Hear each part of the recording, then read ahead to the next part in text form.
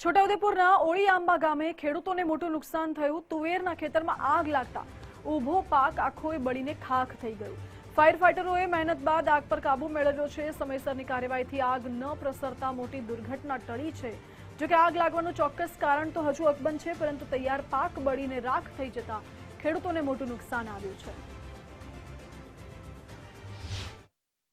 અમે સવારે તુવેરો કાપવા કરીને ખેતરે આવ્યા તો ખેતર મેં ગોટાળા ન કરી દેલા એટલે જલ્દી આવ્યા ત્યાં આગ લાગેલી એટલે પછી તાત્કાલિક સરપંચને જાણ કરી। સરપંચ અહીં દોડી આવ્યા તો તાત્કાલિક ફાયર બ્રિગેડને ફોન કર્યો એટલે પછી આવી ગઈ ગાડી એટલે આ બધું ઓલવ્યું।